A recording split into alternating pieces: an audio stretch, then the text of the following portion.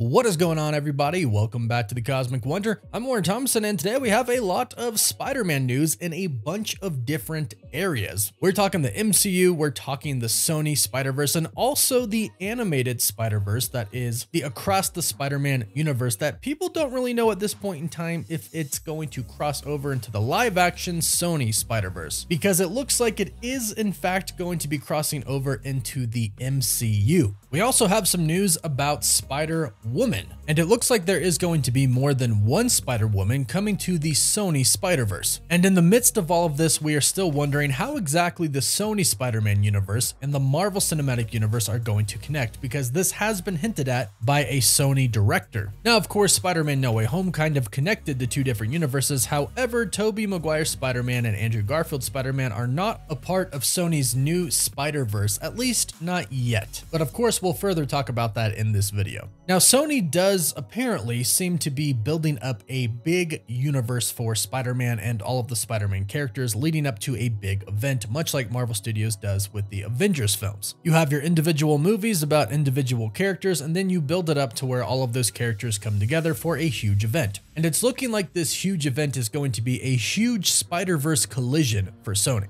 with a bunch of different Spider-Man variants and characters. But an interesting rumor that has come out today makes us wonder just who exactly is going to be involved. We've recently heard from insider Jeff Snyder that he's heard a rumor that Tom Holland's Spider-Man is going to appear in Across the Spider-Verse, the animated movie. Furthermore, Daniel RPK on his Patreon account states that Across the Spider-Verse is going to reference the events that took place in Spider-Man No Way Home, which is very interesting because if this does indeed actually happen, it would make us assume that the animated Spider-Verse that Sony has right now with Into the Spider-Verse and Across the Spider-Verse and then Beyond the Spider-Verse, it would make us assume that these animated movies are actually kind of canon to their live-action movies. And not only that, but also part of the MCU, or at least one movie and one character, could be canon to the Spider-Verse as well. However, according to Daniel RPK, Into the Spider-Verse is actually going to reference Doctor Strange. According to Daniel RPK, the characters in Across the Spider-Verse will reference that something bad happened to the multiverse due to a certain event, and the mess that Doctor Strange and the nerdy kid caused. The nerdy kid obviously being Tom Holland's Spider-Man, but this is big because this is them referencing a non-Spider-Man character. Yes, of course, he was in the Spider-Man film, so that kind of makes it okay, but Doctor Strange is an MCU character, and they are referencing an MCU character here. So this is huge news. This means that the Sony Spider-Verse can now essentially reference the MCU, and we could potentially start to see some pretty decent crossovers here, which is honestly something that we are kind of really hoping for, at least to a certain extent. Many people would love Tom Hardy's Venom to enter the Marvel Cinematic Universe for real, not just in and out in 2 post-credit scenes, but some people might not like Morbius in the MCU. However, I think most people do want Tom Holland's Spider-Man to be a part of the Sony Spider-Verse, as well as the MCU, of course.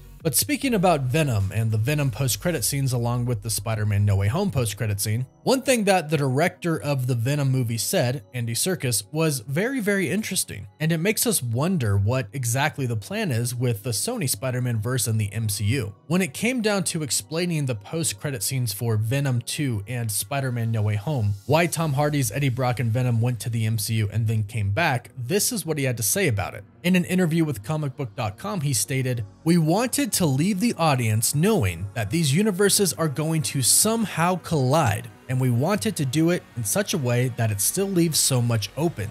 Tying them together means that there's still potential for, the portal is not being crossed fully. It's opening up more questions, I suppose. I mean, that was the intention of it, to tease. It's a tease in the fullest sense of the word." So that's what Andy Serkis had to say about the Venom 2 post-credit scene, seemingly making it very clear that the two universes are going to collide. Now, as far as how they are going to collide, I'm assuming it is just going to be Spider-Man characters. Once the Fantastic Four debut, I'm not expecting Reed Richards to pop up in the Sony Spider-Man universe anywhere. But what I think this does mean is that our Spider-Man, Tom Holland, and any other Spider-Man that may come along like Miles Morales and any other characters in those movies can cross over into the Sony Spider-Verse, and then hopefully characters like Venom or Carnage or anybody else could eventually cross over into the MCU. We do know that there is going to be a Venom symbiote in one of the upcoming Spider-Man movies. And who knows, maybe it could actually be Tom Hardy's Venom, or at least a variant of him. However, the universes colliding is more along the lines of the Spider-Man characters from the MCU are going to be going to the Sony Spider-Verse. And we've gotten some rumors that the big crossover event could be spider-geddon, essentially where you have 20 to 30 different Spider-Man variants appearing in one universe, all coming together to fight a giant threat. And like I mentioned, apparently one of the Spider-Man characters that we are going to be getting is Spider-Woman, but two different versions of the character. According to a new report, Sydney Sweeney is going to be playing Spider-Woman in Madam Web, but she is going to be playing Julia Carpenter's Spider-Woman. On the Hot Mic podcast, insider Jeff Snyder said that he has been told that Sydney Sweeney is going to be playing Spider-Woman in Madam Web. However, it is going to be Julia Carpenter, not Jessica Drew.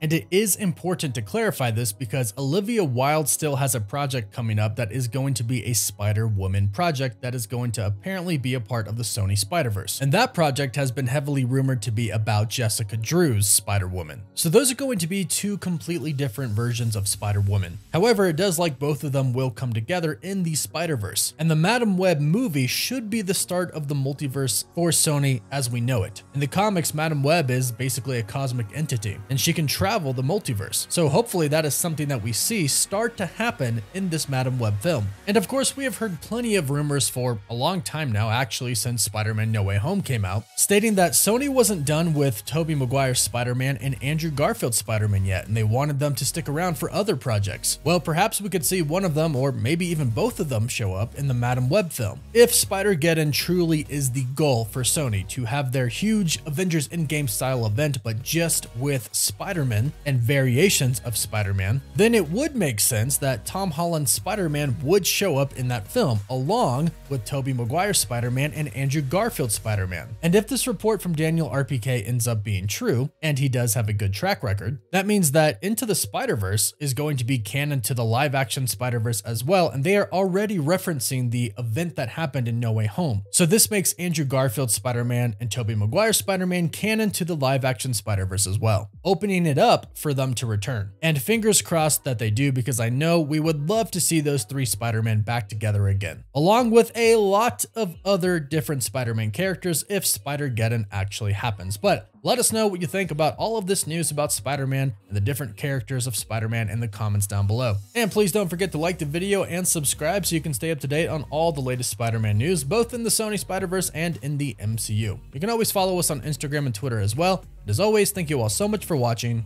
Woof woof.